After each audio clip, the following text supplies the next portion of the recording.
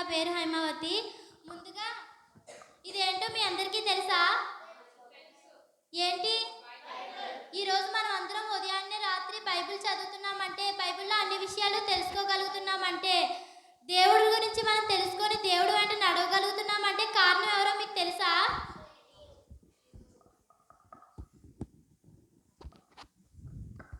దానికి కారణం ఎవరో తెలియజేయడానికి మీకు ఒక చిన్న స్టోరీ చెప్తాను.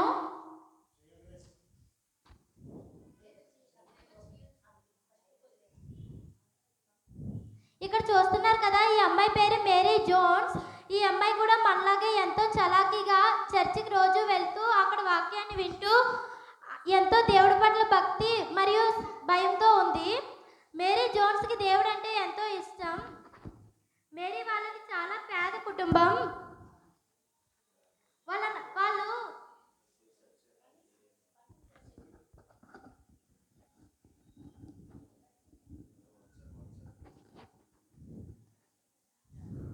వారిది చాలా పేద కుటుంబం అయినప్పటికీ ఏమాత్రం భయపడకుండా దేవుడి పట్ల నమ్మకంతో వారి జీవితాన్ని ఎంతో ఆనందంగా గడుపుతున్నారు.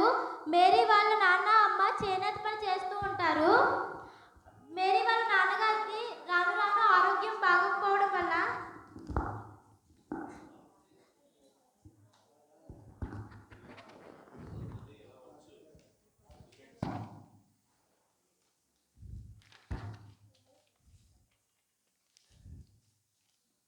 చూడండి చర్చిలో ఎంత బాగా ఉందో.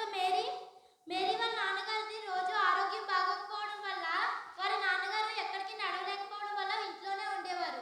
అప్పుడు మేరీ ప్రతిరోజు వారి నాన్నగారు ఇక్కడ ఉన్నప్పుడు ప్రతిరోజు మేరీ చర్చికి వెళ్ళి ప్రతి ఆదివారం వాక్యాన్ని విని అక్కడ వాక్యంలో ఏముందో తెలుసుకొని వాళ్ళ నాన్నగారి దగ్గరికి వచ్చి ఎప్పుడు మేరీ వాళ్ళ నాన్నతో చెప్తూ ఉండేది.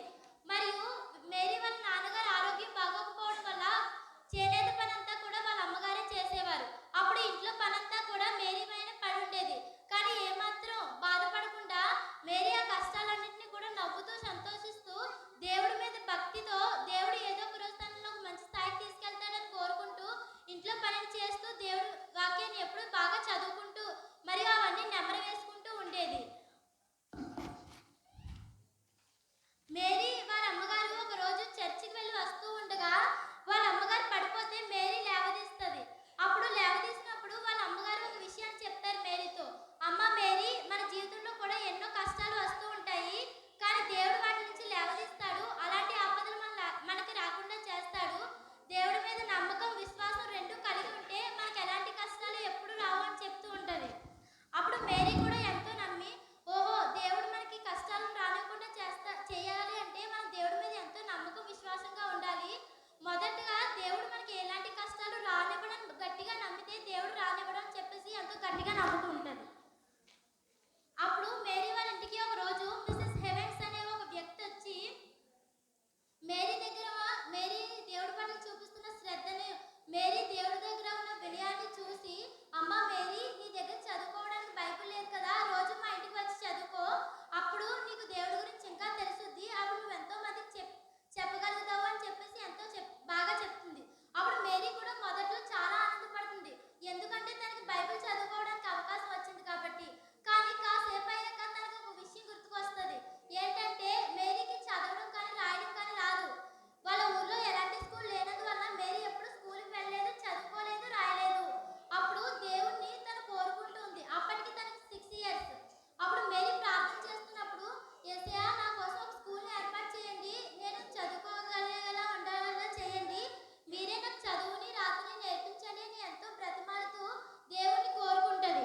అప్పుడు దేవుడు ఎంత గొప్పవాడు చూడండి, తన కోసం ఒక స్కూల్ని కూడా ఏర్పాటు చేస్తారు.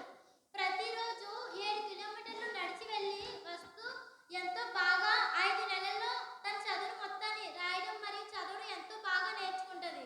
ఆ తర్వాత చదవడం రాయడం వచ్చిన తర్వాత మేరీ వాళ్ళ అమ్మ వాళ్ళ మిసెస్ హెవెన్స్ వాళ్ళ దగ్గర వెళ్ళి, ఆంటీ ఈసారి నాకు చదవడం రాయడం వచ్చు, మీరు బైబిల్ ఇస్తే చదువుకుంటాను, ప్రతి శనివారం వచ్చి చదువుకుంటాను అని చెప్పుద్ది. మిసెస్ హెవెన్స్ కూడా దేవుడి పట్ల ఎంతో విశ్వాసం కలవాలి కదా.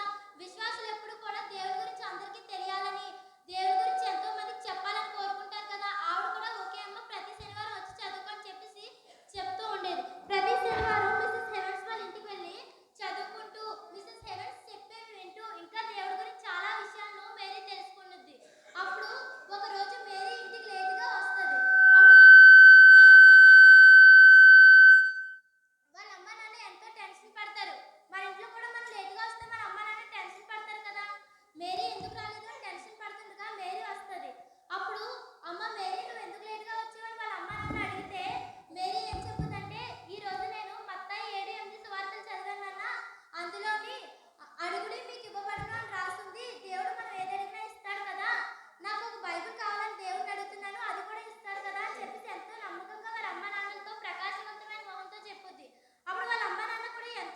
ఆనందపడతారు.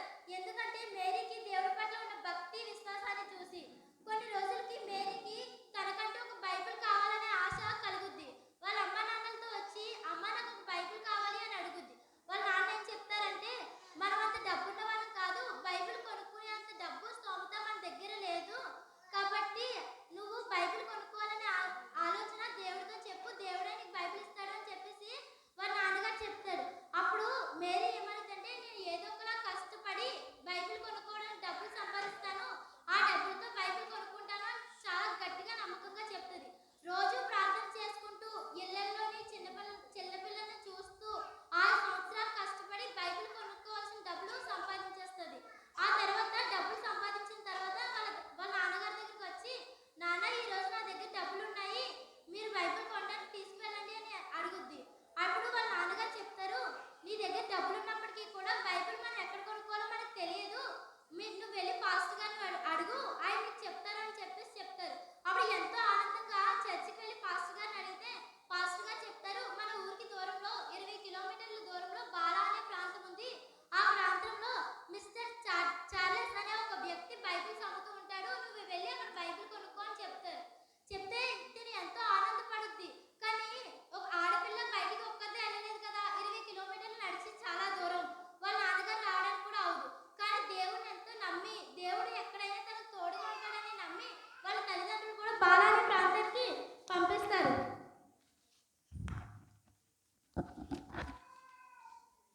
చూడండి తను ఒక్కరిదే బాలా అనే ప్రాంతానికి సిద్ధమై నడుచుకుంటూ వెళ్తుంది.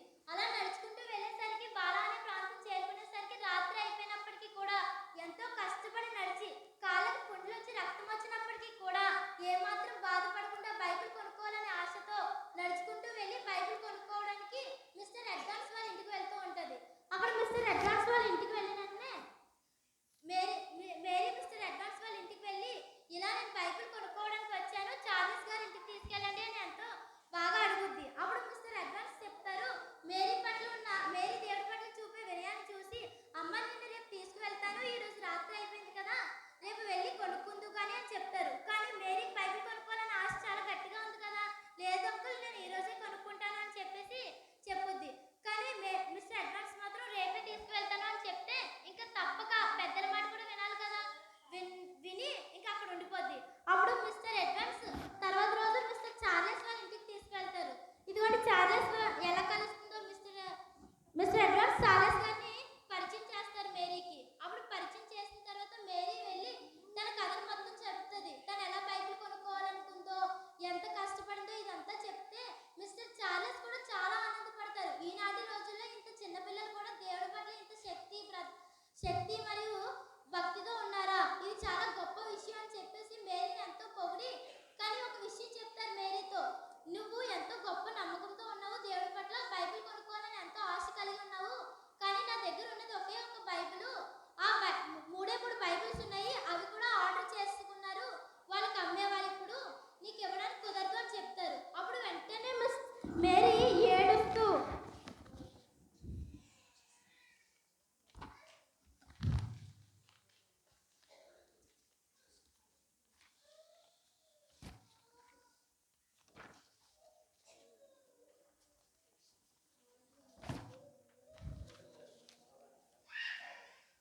ఏడుస్తూ ఎంతో బాధపడుతూ నాకు ఒక బైబిల్ కావాలని ఎంతో గట్టిగా నమ్మకంగా అడుగుతూ ఉంటుంది అనమాట.